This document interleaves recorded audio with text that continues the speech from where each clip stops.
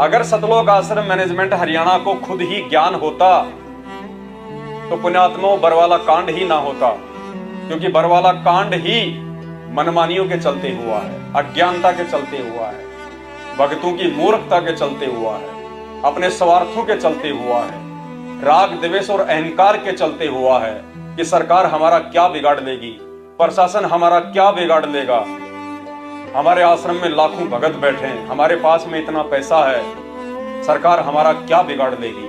42 बार सतगुरु रामपाल जी भगवान की जो कोर्ट में उनकी जो तारीखें पड़ती थी, जो पेशियां होती थी, उनकी अवमानना करवाई गई। गुरुदेव के झूठे मेडिकल सर्टिफिकेट लगवा के 42 बार उनकी तारीखों को कैंसिल करवाया गया।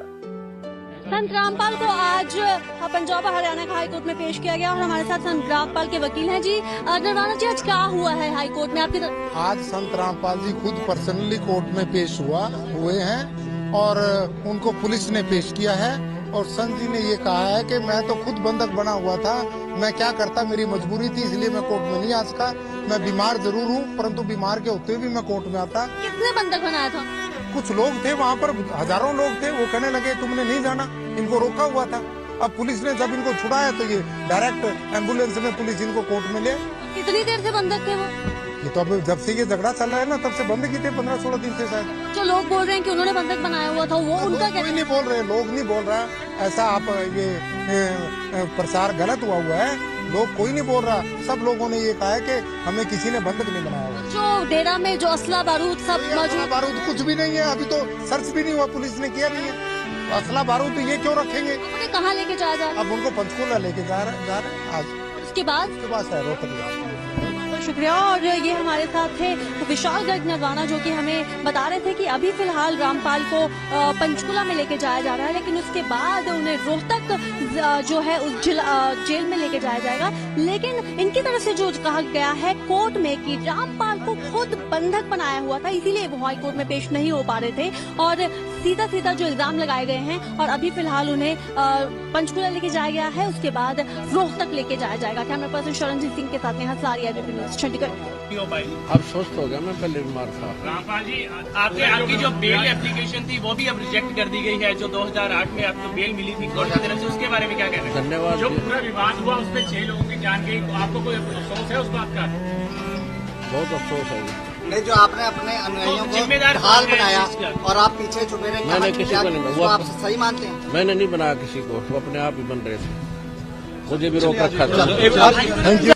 होती है 42 महीने में 42 तारीख हो गई, तो क्या 42 महीने से संत रामपाल जी महाराज जी स्वस्थ ही नहीं हो पा रहे थे? और जो भगवान केवल अपने आध्यात्मिक शक्ति से, अपने मंत्रों से कैंसर जैसे रोगों को चुटकियों में ठीक कर रहा है उस आश्रम में बैठ के, ठीक है बच जाएगी। तो फिर हमने सत्संग सुना, थोड़ा बहुत ज्ञान समझ में आया और बोले कि मेरा तो ऐसे है कि चलो हम चलते हैं बरवाला आश्रम में। फिर मेरे को गाड़ी में लेके बरवाला आश्रम में लेके गए, तो आश्रम में जाते ही बोला है कि भाई आपको ये नाम दिया जाएगा, ये नियम है, जो भी नियम है। तो हमने संत रामपाल जी महाराज से नाम दीक्षा ले ली थी। फिर तो क्या संत रामपाल जी महाराज जी से नाम दीक्षा लेने के बाद आपकी वो बीमारी ठीक हुई जो ऑल इंडिया के टॉप मोस्ट 35 डॉक्टर भी ठीक नहीं कर पाए? संत रामपाल जी महाराज से नाम दीक्षा लेने के बाद में मेरे को लाभ मैं बताती हूँ, इतने लाभ मिले मैं बता नहीं सकती, इतने लाभ मिले मेरे को बहुत ज़्यादा। संत रामपाल जी महाराज से नाम दीक्षा लेने के बाद में मेरे को तुरंत डॉक्टर ने बोला था कि इसकी ये नहीं बचेगी, इसकी आँत पेट फट के और ख़त्म हो जाएगी। तो मेरे वही हुआ था, मेरा पेट फूट गया था। मैं आपको दिखाती हूँ, मेरा यहाँ से डॉक्टर बोल रहे थे कि इसका ऑपरेशन नहीं हो सकता, नहीं इसका अभी एज नहीं है। मेरा 28 kg वेट था और 28 kg वेट से मेरा 54 kg वेट हो गया। आप ही अंदाज़ा लगा सकते हो कि इसका कितना आराम मिला है, कितना नहीं मिला है। उसके बाद में मेरा ऑपरेशन किया और 8 घंटा मेरा ऑपरेशन चला। तो डॉक्टर ने, वही डॉक्टर बोल रहे थे कि इसकी पूरी आंत खराब हो चुकी है, कभी भी ख़त्म हो सकती है। और वही डॉक्टर ऑपरेशन करके लेके आए थे, तो वो डॉक्टर बोल रहे थे कि डॉक्टर खुद आप देख के मेरे को हैरान हो गए कि इतना बड़ा चमत्कार कैसे हो गया, इसकी तो पूरी आंत खराब हो चुकी थी, ये कैसे हो सकता है, इसकी पूरी आंत अंदर बिल्कुल 16 साल की बच्ची की आंत कैसे हो सकती है, ये तो एक चमत्कार ही है। सर सबसे बड़ी हैरानी की तो ये बात है कि मेरी पूरी आदतें खराब और उसके साथ में मेरे प्रेगनेंसी और वो भी बेटी और एकदम स्वस्थ है। ये जो आपके हाथ में रिपोर्ट है, ये कहाँ की रिपोर्ट है? पहले अब आप अपनी रिपोर्ट दिखाइए। जी R&R हॉस्पिटल की रिपोर्ट है और ये 2010 और 12 की वो है जो मेरी कोलोनोस्कोपी की थी कि डॉक्टर ने बताया था कि इसकी पूरी आंतें खराब हो चुकी है। वो रिपोर्ट मैं लेके आई हूँ। हमारे कैमरे में दिखाएं। देखो मेरी आंतें कैसे अंदर से खराब हो चुकी है, पूरी आंत खराब हो चुकी थी, कैसे छाले छाले ब्लड वो आप देख सकते हो। ये 2010 की रिपोर्ट है, ये 2012 की रिपोर्ट है। ये आर्मी हॉस्पिटल है? हाँ जी, ये आर्मी हॉस्पिटल है, धौलाकुआ के पास में R&R हॉस्पिटल दिल्ली कैंट में। किस डॉक्टर ने आपका इलाज किया? ये कर्नल डॉक्टर राहुल जैन ने। और अब आप अपनी बेटी से मिलवाइए, रिपोर्ट रख दीजिए, अपनी बेटी को उठा करके हमारे दर्शकों से मिलवाइए कि आपकी जो बेटी है अभी कितने साल की हो चुकी है। जी जी, ये मेरी बेटी है और अभी ये 3.5 साल की हो गई है और बिल्कुल स्वस्थ है। संत रामपाल जी महाराज की दया से ये स्वस्थ है बिल्कुल। जी, ये भी हैरान करने वाली बात है कि आपकी आंतें बाहर हैं, फटी हुई है, निकली हुई है, फिर भी आपने अपनी बेटी को ऐसे गोद में उठा लिया है। इसका वेट कितना है? इसका वेट है, अभी कई दिन पहले मैंने चेक किया था तो 16 kg वेट है, पर अभी ये संत रामपाल जी महाराज की दया से मेरे को बिल्कुल ही महसूस नहीं हो रहा कि मैं इसको गोद में ले रखी हूँ और मेरे को पता ही नहीं चल रहा कि मेरी आंतें भी बाहर है। आप प्लीज इनको नीचे उतार दीजिए। हमारे को बल्कि डर लग रहा है कि आपकी आंतें बाहर है, फिर भी आप इतना वेट कैसे उठा पा रहे हैं, और ये अपने आप में ही हैरान करने वाली बात है। एक समय ऐसा आएगा इन बकवादा सब छक लेंगे और किसी का कैंसर, किसी का ब्रेन ट्यूमर, किसी के फेफड़े गल गए, किसी का अधर्म मारेगा, किसी को मेंटल हो जाएगा, टेंशन, तो ये सारे की ब्रह्मटी होगी। जब ये भौतिकवाद के परेशान किए हुए फिर आध्यात्मिकवाद को ग्रहण करते हैं, फिर ये सीधे पूछड़ होंगे इनके। जब आएंगे भगवान भी बजेंगे, ब्रह्मटी करवा लेंगे, तो फिर ये समाज सुधरेगा। इस ज्ञान को सुनेंगे, इस आध्यात्मिक इस तत्व ज्ञान के बिना और कोई भी ज्ञान ऐसा नहीं जो पृथ्वी पर शांति पैदा कर सके या माया से मन हटा सके। और साथ में परमेश्वर पावर हमारे साथ होगी, तब ये मन टिकेगा। उस परमात्मा के मेडिकल लगवाए जा रहे हैं कि वे बीमार हैं, कोर्ट तक जाने की हिम्मत नहीं, उनकी इतनी भी चलने फिरने की हिम्मत नहीं है कि वे कोर्ट में भी जा सके, गाड़ी में भी बैठने की हिम्मत नहीं है। बाकी तो गाड़ी लेके जाएगी आगे, गाड़ी में भी बेड से उठ के बैठने की हिम्मत नहीं है, इतने सख्त बीमार हैं। तो ये कौन कह सकता है, ये बात कौन कर सकता है ये हिम्मत? वो आत्माएं जो काल प्रेरित हैं, जो अपने गुरु को एक आम व्यक्ति मानती हैं। इसीलिए आदरणीय गरीबदास जी महाराज जी ने अपने ग्रंथ साहिब में लिखा है कि कबीरा ते नर अंध हैं जो गुरु को कहते और हरि के रूठे ठोर हैं गुरु रूठे नहीं, और गुरु मानुष कर जानते वो नर कहिए अंध, क्योंकि मानुष मान रहे थे गुरु जी को, इनको डर था इस बात का। हमारे साथ संत रामपाल जी के भाई महेंद्र दास भी मौजूद हैं। इनसे जानेंगे, महेंद्र दास जी, अचानक से हालात काफी बिगड़ते नजर आ रहे हैं, तो ऐसे तो काफी नुकसान होने की आशंका है। ऐसा हम तो शांतिपूर्ण तरीके से बैठे हैं, अपने आश्रम के अंदर हैं और ये बल प्रयोग करना चाहते हैं, हमें नाजायज तंग कर रहे हैं। लेकिन आश्रम के लोग भी जैसे टकराव की स्थिति में नजर आ रहे हैं, तो क्या कोई बीच का रास्ता नहीं निकल सकता? बीच का तो यही है कि माननीय न्यायाधीश को चाहिए कि अपने विचार करे। हमको डकैत नहीं है, इतना बड़ा ये केस नहीं है, एक कोर्ट की अवमानना केस उन्होंने खुद बनाया और खुद सुन रहे हैं, इसमें न्याय की उम्मीद है। लेकिन जिस तरह से पुलिस कह रही है यहाँ तो गिरफ्तारी करनी पड़ेगी क्योंकि हाई कोर्ट के आदेश हैं, तो क्या संत रामपाल आत्मसमर्पण कर सकते हैं? अब वो यहाँ है ही नहीं, स्वास्थ्य इलाज करवा रहे हैं, बाहर गए, बाहर शिफ्ट कर दिया हमने परसों। लेकिन क्या वो आत्मसमर्पण करने के लिए तैयार हो जाएंगे? अगर हमारी हाई कोर्ट में बेल कैंसिल करते हैं तो नहीं होंगे, तो नाजायज बेल कैंसिल करने जा रहे हैं और उसमें सुनवाई है। अब उस केस का इस अवमानना से क्या लिंक था? ये अवमानना बनाई इसीलिए गई थी कि उस बेल कैंसिल करके अंदर ठोक दें। एक सबसे बड़ा सवाल यही है कि आपका कहना है कि संत रामपाल आश्रम के अंदर मौजूद नहीं है। अगर संत रामपाल आश्रम के अंदर मौजूद नहीं है तो क्यों फिर पुलिस को रोका जा रहा है? पुलिस अगर जाकर के चेक करती है संत रामपाल नहीं होंगे तो पुलिस वापस चली जाएगी। क्योंकि यहाँ कल एसडीएम ने और डीसी ने बताया, एसडीएम आदेश पड़ रहा था कि हमने इसको सील कर लिया है, नाजायज तरीके सील करने के आदेश दिए, अपने आश्रम को नहीं छोड़े, आश्रम की सुरक्षा के लिए बैठे अब। ठीक है, ओके। तो ये थे महेंद्र दास संत रामपाल के भाई हैं और जो आश्रम के प्रवक्ता राज कपूर ने हमसे बात की। इनका कहना है कि आश्रम के लोग किसी भी हाल में पीछे नहीं हटेंगे, यानी कि अगर पुलिस आगे जाएगी तो इनका कहना है कि यह लोग अपनी जान तक देने के लिए तैयार हैं, यानी कि सीधा सीधा कह सकते हैं कि टकराव की स्थिति यहाँ पर पैदा हो चुकी है। अब देखना होगा कि ऐसे हालातों में आखिर इस मामले का निपटारा कैसे होगा, कैसे हाईकोर्ट के आदेश का पालन होगा और कैसे हो पाएगी संत रामपाल की गिरफ्तारी। कॅमेरामॅन सुमित क्लियर के साथ नृपेंद्र सिंह ब्राड, एबीपी न्यूज बरवाला, हिसार। एकंदरीत परिस्थिती सध्या तणावपूर्ण बनलेली आहे, परंतु बाबा रामपाल यांच्या निकटवर्तीयांकडून जी माहिती मिळते त्यानुसार ते हरियाणामध्ये नाहीत, त्यांची प्रकृती ठीक नाहीये, त्यामुळे त्यांच्यावर उपचार करण्यासाठी त्यांना हरियाणाच्या बाहेर नेण्यात आलेलं आहे। सध्या ते आश्रमात नाहीयेत। जेव्हा हा प्रश्न विचारण्यात आला की जर का बाबा रामपाल हे आश्रमात नाहीत तर मग पोलिसांना का रोखलं जात आहे, त्यावर असं सांगण्यात आलं की आश्रमाची सुरक्षा करणं हे आमचं कर्तव्य आहे, म्हणून पोलिसांसोबत धुमश्चक्री सुरू आहे। अगर गुरुजी कोर्ट में चले गए और कोर्ट ने यदि वहीं पे सख्त एक्शन ले लिया और गुरुदेव को यदि वहीं से जेल भेज दिया गया तो हमारे धंधे का क्या? इस आश्रम में जो लाखों करोड़ों रुपया आ रहा है, ये पैसा कहां जाएगा? क्या पता संगत दोबारा आए ना आए, संगत टूट जाए, हमारी मनमानियां कैसे पूरी हों? अपने स्वार्थों के चलते भगवान को मानो समझ के और ये बरवाला कांड इन लोगों के लिए, ये असली काल के दूत हैं। पुण्यात्माओं, परमात्मा तो अंतर्यामी थे, उनको तो सब पता था इस बात का। बहुत सारे भगत भाई बहन कह देते हैं कि भाई क्या गुरुजी को नहीं पता था अपने परिवार के विषय में, अपने बेटा बेटी के विषय में? अरे पता था, तभी तो उन्होंने सत्संगों में सार्वजनिक तौर पे हम मूर्खों को जगाया, संकेत किए, फिर भी हम नहीं समझे कि गुरुजी क्या कह रहे हैं, कहां कह रहे हैं।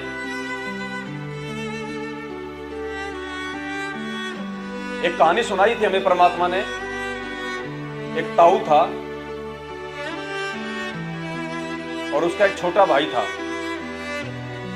छोटे भाई की भी शादी हो रखी थी, 2 बच्चे थे उसके, भतीजे थे उसके 2। कुछ दिनों बाद में उसका छोटा भाई एक्सपायर हो गया।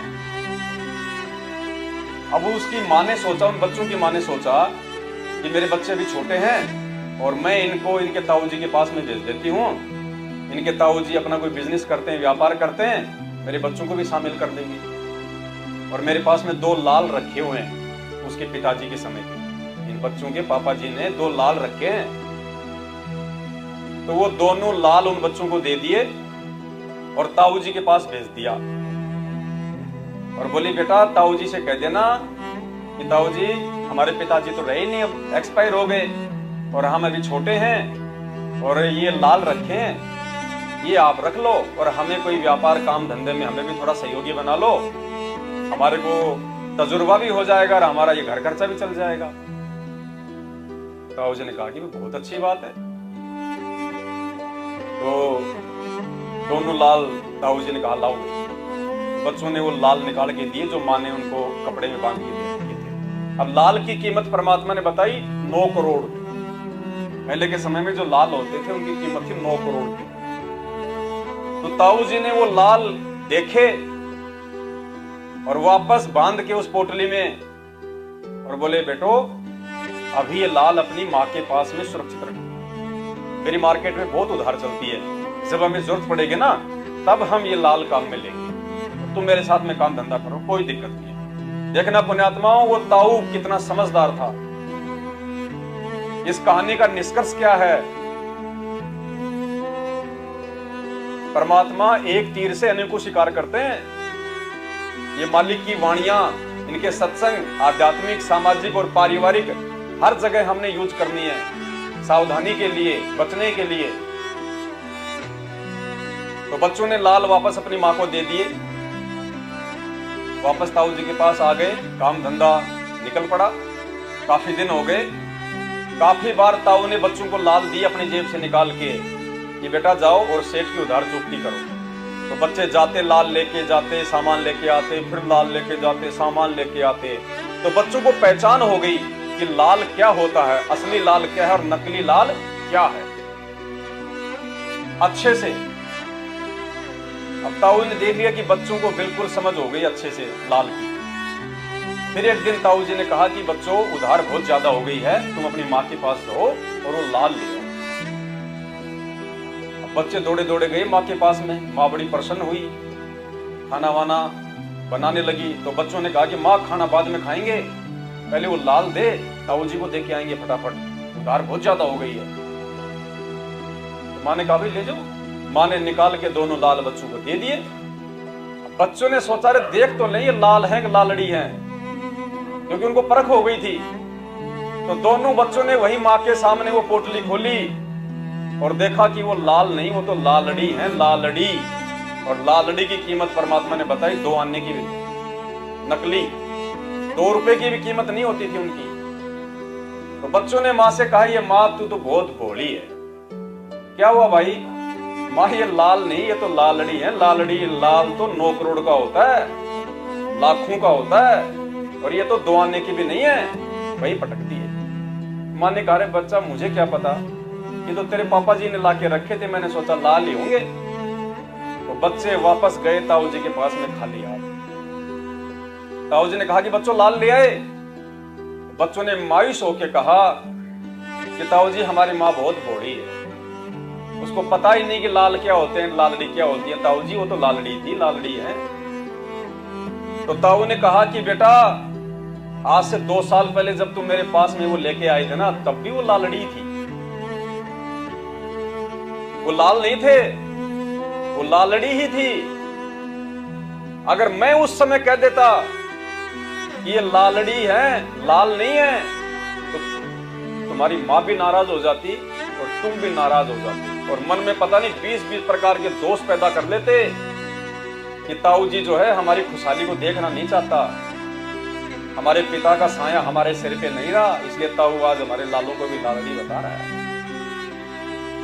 बच्चों आज तुमने खुद परख कर ली कि लाल क्या है और लालड़ी क्या है, मुझे कहने की आवश्यकता नहीं पड़ी। तो पुण्यात्माओं, बरवाला कांड से पहले भी संत रामपाल जी भगवान को इस बात का अच्छे से पता है कि ये मेरे परिवार वाले, ये मैनेजमेंट, ये लाल है कि लालड़ी है, ये भगत हैं या भगत के वेश में काल के दूत है ये। लेकिन उस समय हम भक्तों के जो भाव थे एक दूसरे भाई बहनों के प्रति, भक्तों के प्रति, जो अंधविश्वास था हमारा, अगर कोई 10 नंबरी चोर अपने गले में संत रामपाल जी का लॉकेट डाल के और कहीं भी हमें कहते भगत जी सच्चा है, अरे भगत जी तो 1000 रुपए दो, भगत जी बहुत अर्जेंट है, दे दूंगा भगत जी शाम को ही, तो हम इतने अंध श्रद्धालु थे, इतने भावुक थे, हम ये भी नहीं पूछते भगत जी तेरा गांव क्या है, तेरा नाम क्या है, तूने नाम कब लिया, अरे लो भगत जी, अरे सब परमात्मा का भगत जी, कौन क्या लेके जाएगा, जय बंदी छोड़ की ये ले। हम सब की हालत थी ये जब शुरू में नाम दीक्षा लेते हैं, हम इतने पागल होते हैं। हम तरक्की कसौटी पे उतरना नहीं सीखते शुरू में, वो तो जब ठोकरें लगती है तब पता चलता है कौन भगत है कौन है भगत। तो शुरू में हम आश्रम में जाते थे, सबको हमारे को सबके अंदर जो है वो भगवान जो है वो भगत ही नजर आते थे, वो भगवान नजर आते थे। और उस समय यदि संत रामपाल जी अगर कह देते कि भाई बच्चों सावधान रहना मेरे परिवार वालों से, मेरे भाई से और इन कोऑर्डिनेटरों से, ये ज्ञान को आधार बना के नहीं चल रहे हैं और तुम्हें भी लेके डूबेंगे, सत्संगों को आधार बनाना। या बरवाला कांड में जिस समय भगत समाज को काले कपड़े पहना के पुलिस वालों के सामने मरने मारने के लिए खड़ा कर दिया गया था, हाथों में पेट्रोल पंप, लठ, बंदूकें, डंडे, ईंटें, आश्रम के बाहर काले कमांडो बना दिए गए हजारों की संख्या में, आश्रम की छतों पे भगत खड़े काले कपड़े पहन के, डंडे लेके, ईंटें पत्थर ले लेके, बाहर खड़ी है पुलिस। तो उस समय भी तो संत रामपाल जी आश्रम में थे, सतलोक में थोड़ी चले गए थे। उस समय भी संत रामपाल जी ने खड़े होके नहीं कहा स्टेज पे आके ये बच्चों जो तुम कर रहे हो ये मनमाना आचरण है, अरे मेरा ज्ञान तो नहीं है ये, मैंने तो चिट्ठी तक को सताने के लिए मना किया है। आवत गाली एक है उल्टा हो अनेक, कहे कबीर ना उल्टी और रहे एक की एक, जो तो को गाली देवे जो तो को काटा बोवे वाको बोतू फूल, तो ये फूल के फूल है वाको है। और कबीरा आप ठगाइए और न ठगिए कोई, आप ठगाई सुख होत है और ठगे दुख। वो मनमाना आचरण हम भक्तों का देख के, जिनमें सारनामी भी शामिल थे, सतनामी भी शामिल थे, प्रथम नामी भी शामिल थे, कोऑर्डिनेटर भी शामिल थे, गुरुदेव का परिवार भी शामिल था, वो मंजर देख के भी संत रामपाल जी ने स्टेज पे आके नहीं कहा संगत को कि नालायकों तुम क्या कर रहे हो, ये मैंने तुम्हें क्या ज्ञान दिया, ये हमारा मार्ग है क्या, ये पुलिस वाले ये कोई अनजान है क्या, ये कोई अजनबी है क्या, ये कोई दूसरे ग्रह के प्राणी है क्या, तुम्हारे तो भाई बहन है, मेरे तो बच्चे हैं, तुम किनको मरने मारने के लिए तुम तैयार हो रहे हो। उन्होंने एक बार भी आके नहीं कही स्टेज पे ये बात, जबकि वहीं आश्रम में थे वे, क्यों नहीं कही। पुण्यात्माओं, जिस दिन हमारे को सृष्टि रचना समझ में आ जाएगी, हमारे को पूरा अध्यात्म समझ में आ जाएगा। जब परमात्मा प्रथम सतयुग में अपने बच्चों की पुकार सुन के काल भगवान के द्वारा जो यातनाएं उनको दी जाने लगी, यहाँ पे गधा कुत्ता सुअर बना के तपस्या का कष्ट ढूंढना, जब वो परमात्मा अपने पुत्र जोगजीत का रूप बना के प्रथम सतयुग में इस पृथ्वी पे आने लगा, तो सबसे पहले काल भगवान से उनकी वार्ता हुई। और क्या एग्रीमेंट हुआ था? काल ने कहा कि भाई आप नीचे जाओगे, जीवों को ही ज्ञान समझाओगे, मेरी एक प्रार्थना है, मुझे एक वरदान दो, आप बाई फोर्स किसी को सतलोक मत लेके जाना, आप जबरदस्ती अपना ज्ञान किसी को मत समझाना, आप केवल अपना ज्ञान देना, जो आपका ज्ञान समझे, ज्ञान समझ के जो आपके कहे अनुसार चले, आपकी जो शिक्षाओं पे चले वो आपका, बाकी जबरदस्ती किसी को सतलोक लेके मत जाना, उसको छोड़ देना, वो मेरा भोजन। तो परमात्मा ने कहा तथास्तु, ऐसा ही करूंगा भाई। तो परमात्मा ने बरवाला कांड से पहले लगभग 22 साल तक हमारे को ज्ञान दिया। सन 1994 से लेकर 2014 तक कोई कमी नहीं छोड़ी परमात्मा ने। छोटी से लेके बड़ी जानकारी, सूक्ष्म से सूक्ष्म जानकारी सत्संगों के माध्यम से सभी को सार्वजनिक तौर पे समझाई कि मैं कौन हूं, मेरा विधान क्या है, मेरा मिशन क्या है, मेरे भगत के नियम क्या हैं, लक्षण क्या है, मेरे भगत का स्वभाव कैसा होना चाहिए। हर चीज परमात्मा ने रो रो के सत्संगों में समझाई, फिर भी हम लोग नहीं समझ पाए। और बरवाला कांड के समय में हमने उस परमात्मा के सत्संग रूपी वचनों को नहीं, उस परमात्मा के कलयुगी परिवार, कोऑर्डिनेटर, बेटा बेटी की मनमुखी बातों को ज्यादा महत्व दिया। मरने मारने के लिए खड़े हो गए, जैसे मगर में राजा वीर सिंह बघेल और बिजली खान पठान खड़े हो गए। हमने तनिक भी विचार नहीं किया कि ये पुलिस वाले भी तो हमारे बाप के बच्चे हैं, परमात्मा के बच्चे हैं। अरे आज नहीं तो कल ये भी ज्ञान समझेंगे। हम कौन सा 1994 में ज्ञान समझ गए थे? ये भी तो मालिक के बच्चे हैं। आज नहीं तो कल इनको भी तो भगवान चाहिए, इनको भी तो परमात्मा चाहिए, इनकी भी तो मानव देह मोक्ष के लिए है। कल को ये हमारे भगत भाई बहन बनेंगे जिनको आज हम पत्थर मारने के लिए तैयार खड़े। तो उस वचन को ध्यान में रख के, क्योंकि हम जीव हैं, हम भूल सकते हैं, परमात्मा अपना वचन नहीं भूलता। सात वचन पलटे नहीं, चाहे पलट जाए ब्रह्मांड। परमात्मा ने जो वचन काल को दे दिया था, उस वचन के अनुसार परमात्मा ने हम लोगों को फिर नहीं चेताया, नहीं जगाया। ठीक है भैया, जैसा करोगे वैसा ही तुम अपना पाओगे। और बरवाला कांड,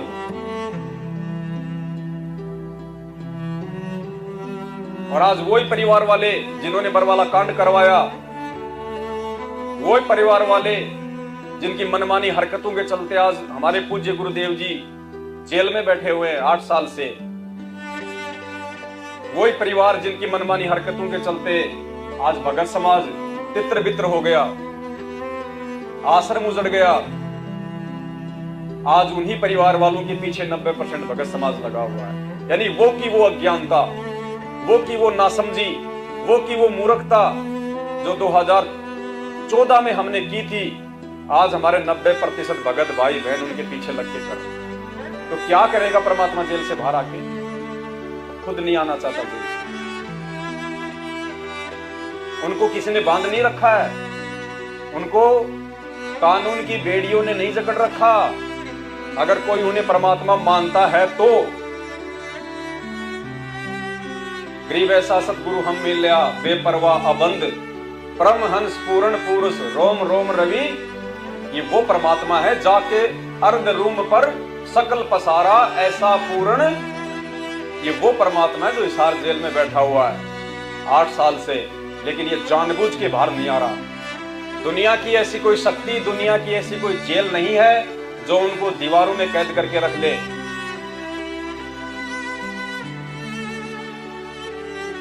पुण्यात्माओं, जब श्री कृष्ण भगवान को जब जेल से बाहर आना था तो सातों ताले ऑटोमेटिक टूटते चले गए, दरवाजे ऑटोमेटिक खुल रहे थे ना। जब उनको जेल से बाहर आना था और जब वो जेल से बाहर आने लगे तो आगे से आगे दरवाजे जिन पे मोटे मोटे ताले लगे हुए थे, जो आज की जेलों में भी नहीं है, ऑटोमेटिक खुल रहे थे, ऑटोमेटिक खुल रहे थे और बच्चा आगे आगे चल रहा था।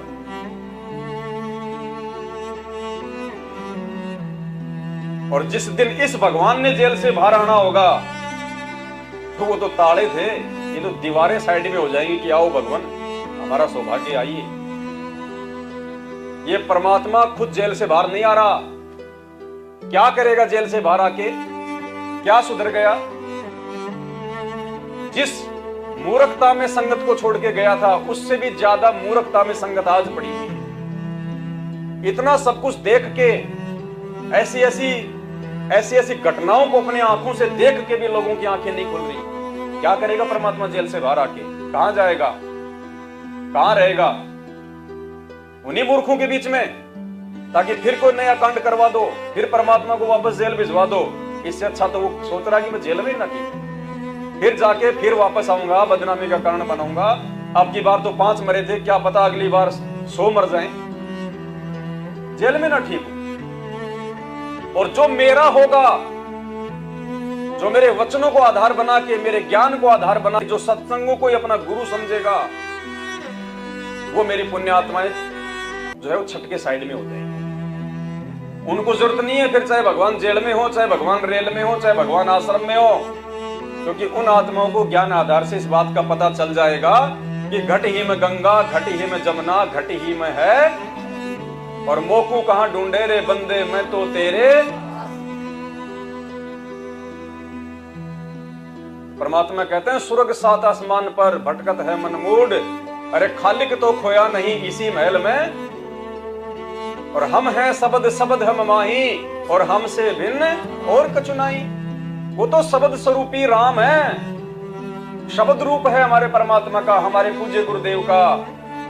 रोज पढ़ते हैं हम नित्य नियम में, गरीब ऐसा सतगुरु हम मिल्या, तेज पुंज की लोए, तन मन अर्पू शीस को होनी होए सू। तेज पुंज की लोए, लोए मानी शरीर, और तेज पुंज यानी नूरी शरीर। गरीब ऐसा सतगुरु हम मिल्या, शब्द स्वरूपी अंग। ये हाड़ मास के शरीर वाले नहीं है। तो आज 7 संगतियों के माध्यम से केवल आत्माएं उनको पहचान पा रही हैं, और जो उनको पहचान रही हैं उन आत्माओं के लिए भगवान जेल में नहीं है, उन आत्माओं के लिए तो भगवान सदा उनके घर में और उनके घट में है, सदा उनके साथ में रहते हैं परमात्मा सतगुरुदेव जी। तो आज वही लोग ये आश्रम खोल खोल के और अपने धार्मिक धंधे के लिए टीवी चैनलों पे ये ज्ञान प्रचार करवा रहे हैं, क्योंकि इनको पता है कि ज्ञान उस भगवान का है, ज्ञान शास्त्र प्रमाणित है। इसी ज्ञान के लिए आत्मा युगों युगों से जो है भटक रही है, और जिस भी आत्मा को ये ज्ञान सुनने को मिलेगा वो दौड़ेगी, वो तड़पेगी वो आत्मा। अब नाम कहां लेगी? गुरुदेव तो जेल में बैठे हैं, फिर इन्होंने अपने आश्रम खोल दिए कि लोग फिर जाएंगे कहां? अरे काशी में वो करोत वाला सिस्टम शुरू नहीं हुआ था क्या? उन पंडितों ने गफा उड़ा दी थी कि भाई ऊपर से शुरू एक वो करोत आती है विष्णु भगवान की जो है वहां से, विष्णु लोक से, और जिसको जल्दी स्वर्ग जाना हो ना वो अपने माँ बाप को हमारे पास भेज दो, 10-10, 15-15 रुपए लगेंगे। तो उन्होंने ऐसा सिस्टम सेट कर रखा था गंगा नदी के किनारे, ऊपर 2 आदमी सेट कर रखे थे अपने, तो पकड़ के रखते थे उसको हारे को, करोत को, और नीचे उस बुड्ढे की गर्दन यूं दे देते थे, और फिर वो पंडित जी बोलते, हे भगवान आपकी आत्मा तैयार है आपके पास आने के लिए, दया करो मुक्ति की। और संकेत होते थे उनके ऊपर, छोड़ देते थे उसको, कच्च देसी आके गर्दन अलग। गंगा जी बड़े खुश होते थे परिवार वाले, मुक्ति होगी, पिताजी की मुक्ति होगी। तो फिर उन्होंने भर्ती करने शुरू कर दिए सारे बूढ़ों को। अब जो पैसे वाले थे वो तो बेचारे, चलो भाई हमारे माँ बाप का मोक्ष हो जाए, बहुत अच्छी बात है। तो उन्होंने अपने घर पे उनको रखना शुरू कर दिया और फिर परमात्मा ने बताया कैसा उन्होंने जो है गंगा जी का पानी लाल कर दिया। तो ये काशी वाली ये क्रोध चल रही है वर्तमान में, इसका प्रारूप अलग है। बस वो गर्दन काट के अपना स्वार्थ सिद्ध कर रहे थे, ये भगत समाज को ज्योति पाठ के नाम पे लूट के अपना स्वार्थ जो है सिद्ध कर रहे हैं। तो आज उन्हीं लोगों ने ये सारा सिस्टम सेट कर रखा है। इन लोगों को दुनिया के आत्म कल्याण से कोई मतलब नहीं है, इनको ज्ञानवान से कोई मतलब नहीं है, बस इनकी जेब में पैसा आना चाहिए। अगर इनको ज्ञान होता तो आज भगवान जेल में नहीं होता, क्योंकि भगवान कभी भी ऐसा कोई कुकर्म नहीं करता जिसके चलते उनको जेल में जाना पड़े। ये कुकर्म उस भगवान के नाम पे हमसे बरवाला कांड के समय उनके परिवार के द्वारा करवाए गए थे, जिनका नतीजा आज हम भी भोग रहे हैं और हमारे भगवान भी भोग रहे हैं। परमात्मा तो एक तीर से अनेकों शिकार करते हैं। मालिक चाहते तो उस घटना को रोक भी सकते थे, लेकिन जानबूझ के गुरुदेव ने बरवाला कांड को नहीं रोका, वरना उस काल भगवान की क्या औकात। जिस सतलोक आश्रम बरवाड़ा में सारी सृष्टि का रचनहार बैठा हो, जहां पे लाखों भगत जहां पे जो है सत भक्ति मंत्रों का जाप करते हो, झाड़ते हो, जहां पे सैकड़ों भक्तों की ज्योतियां जलती हैं, जहां पे पाठ होता है, उस काल भगवान की क्या औकात की बरवाला आश्रम की एक वो ईंट भी निकाल सके। लेकिन उस परमात्मा ने अपने हाथ नीचे रखे अपने वचन अनुसार। और आज उनके जेल जाने के बाद ही पुण्यात्माओं आज हम उनकी महत्वता को समझ रहे हैं। आज हमें उनके सत्संग समझ में आने लगे, आज हमें उस भगवान की पहचान हुई है। आज से पहले उनकी पहचान नहीं थी, किसी को भी नहीं थी। हम तो केवल वो दाढ़ी मूंछ वाले काल्पनिक फोटो को भगवान मान रहे थे, कबीर जी कबीर जी, और गुरु जी को तो ऐसा मान रहे थे कि बस इनका तो ऊपर से भेजे गए, माँ के पेट से निकल के बाहर आए, ये तो हमारे गुरु जी है, बस गांव बनाने के रामपाल, बस इतना कह के उनको छोड़ रखा था। आज हमें पता चला है कि वो क्या परम शक्ति। सतगुरु रामपाल जी भगवान की। तो प्रार्थनाओं के नाम पे कैसे भगत समाज को ठगा गया है और कैसे परमात्मा ने हम सत्संगों को बचाया है इन प्रार्थनाओं के नाम पे। आध्यात्मिक रूप से कमजोर बना दिया गया है भगत समाज को। परमात्मा ने हमेशा ज्ञान पे जोर दिया। जब भी गुरुदेव हमारे सत्संग करते थे बार बार यही कहते थे कि भाई नाम चाहे आप 10 दिन बाद में ले लो, जल्दबाजी मत करो, मैं कोई बाजरी की रखवाली करने नहीं आया हूं, यहाँ पे सबको ज्ञान और नाम देने आया हूं। 10 दिन बाद में नाम ले लेना, लेकिन ज्ञान को समझ के लेना ताकि आप ठोकर ना खा सको। हमेशा परमात्मा ने ज्ञान पे जोर दिया। आज जिस प्रकार से ये लोगों ने जो भीड़ इकट्ठी जो कर ली है इस ज्ञान और भगवान के नाम पे, चाहे कोई ज्ञान समझे या ना समझे, टीवी चैनलों पे मोबाइल नंबर देख के लोगों ने ज्ञान गंगा पुस्तक ऑर्डर करी, इन्होंने ज्ञान गंगा पुस्तक भेजी, दूसरे तीसरे दिन तो फोन लगने शुरू हो जाते हैं उसके पीछे। भाई साहब आपने पुस्तक पढ़ ली, ज्ञान समझ में आ गया, नाम कब लोगे? आपके पास में ही नामदान केंद्र है, आपके जिले में नामदान केंद्र है। अरे भाई अभी पुस्तक आई है, खोल के देखी नहीं है, 2-4 दिन लगेंगे भाई, मंगवाई है, पढ़ूंगा। फिर 2-4 दिन बाद में, क्योंकि इनकी तो ड्यूटी लगा रखी है इनकी। भाई साहब आपको ज्ञान समझ में आ गया, नाम कब ले रहे हो? अरे भाई अभी तो सृष्टि रचना पूरी नहीं हुई है, समझ रहा हूं, रुको। उसको बेचारे को फोन कर करके जबरदस्ती उस कच्चे फल को तोड़ लिया जाता है। या फिर ज्यादातर भूत भगाने वाले आ रहे आजकल, कोई प्रेत बाधा से दुखी है, कोई बीमारी से दुखी है, या ये भगत किसी को ज्ञान तो समझाते नहीं है। अरे हमारे गुरु जी से नाम ले ले, तेरा छोरा नौकरी लग जाएगा। अरे गुरु जी से नाम ले ले, तेरा कैंसर ठीक हो जाएगा। अब उस परमात्मा की तो मजबूरी है फिर उसको ठीक करना। मालिक को तो पता है कि ये नालायक इसको जबरदस्ती ले आया, ज्ञान इसको समझने दिया नहीं, और ये अपने दुख से दुखी होके आया है। अब अगर मैं इसको लाभ नहीं दूंगा थोड़ा बहुत अगर अपने कोटे से, तो इसका भक्ति भगवान से इसका विश्वास उठ जाएगा। क्योंकि संत रामपाल जी के पास में तो आदमी उस समय जाता है जब हर कहीं से वो दुखी हो लेता है। हॉस्पिटलर, बाबार, जंतर मंतर, झाड़े जपाड़े, शाणे चेवड़े, पूरी दुनिया की खाक छानने के बाद में फिर उसको संत रामपाल जी की याद आती है कि हाँ यार, वो कह रहा था कि हमारे गुरुजी से नाम ले कैंसर ठीक हो जाएगा, ठीक हो जाएगा। तो फिर वो आएगा नाम लेने के लिए। लास्ट में परमात्मा को पता है कि हर प्रकार से ये दुखी हो गया, देवी देवताओं से हर प्रकार से ये सबको देख के, जांच के, परख के फिर आया है। अगर इस आत्मा को थोड़ी बहुत राहत मैंने अपनी तरफ से नहीं दी